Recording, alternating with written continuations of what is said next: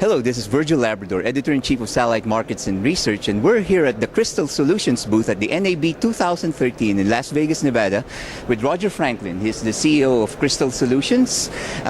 He's also very active in the World Teleport Association and the Satellite Interference Reduction Group. And here to talk about his company and what they're showcasing here at the NAB is Roger. So Roger, welcome to this videocast. Thank you very much. I'm happy to be a part of this. Yeah. Roger, just for the benefit of our viewers who aren't familiar with your company, give us a brief overview of what you do. Okay. Crystal Solutions is a network management and control system provider for satellite industry. Video broadcasters are our primary customers, the ABCs, Foxes, ESPNs, etc. in the U.S. and around the world.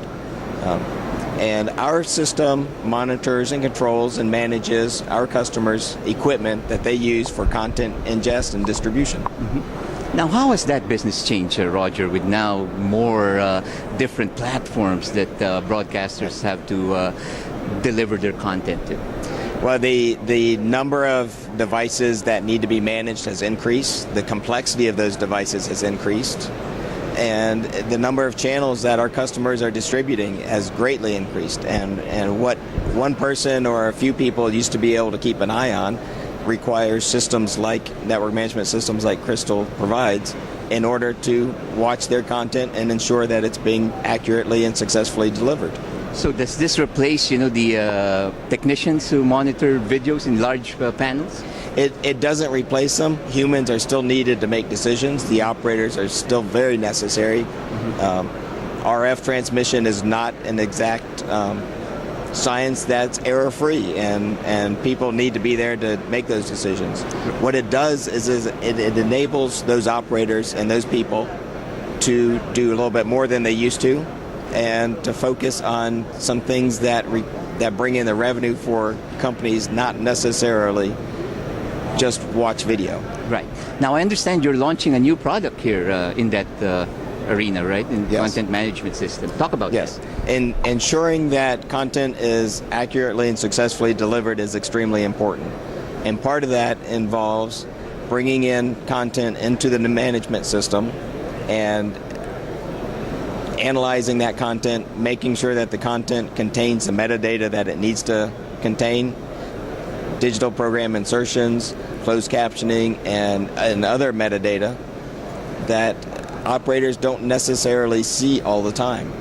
So by bringing that content into the management system and doing the analysis there, we can alert operators to problems that they may not be aware of.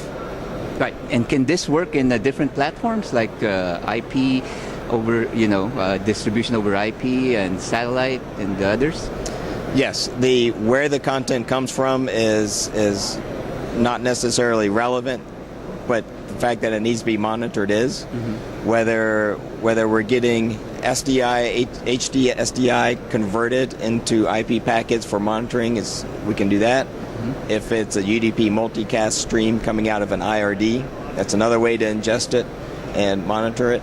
If it's coming from satellite fiber, it doesn't matter. At some point, it gets translated into IP and can be monitored by a system like what we have. Right. So let's shift gears now, Roger. You're very active in the Satellite Interference Reduction Group. I understand you're the chairman of the Carrier ID group. Yes. Within that group, talk about that and how your efforts in that arena have been so far. Absolutely. The Carrier ID technology has evolved very quickly in the last couple of years. There are now ways, there is a DVB standard for identifying RF carriers using an RF subcarrier or meta carrier underneath the primary carrier. Mm-hmm. Now that the technology is a standard and manufacturers are implementing it in their modulators, it's time for the industry to come together and implement it. It's time for satellite operators to iron out their operational procedures so that when their carriers are identified, they know what to do with it.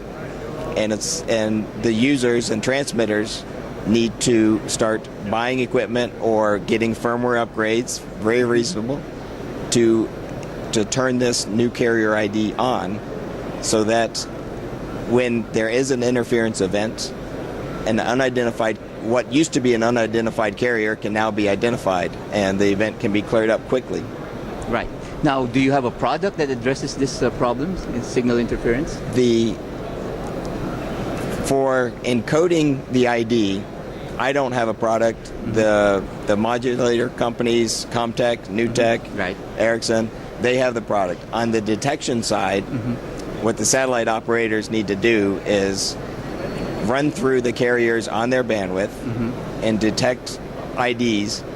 Well, it doesn't make financial sense to buy a detector for each and every carrier. Right. So what Crystal has done is put together a package that monitors and controls a detector, cycles through that the frequency range on their bandwidth, routes RF from different sources, different antennas, into that detector, and extracts the ID and presents it to the satellite operators so they know which carriers are where on their bandwidth. Right. Now, Roger, just as final words, what else can we expect from your company in the next few months?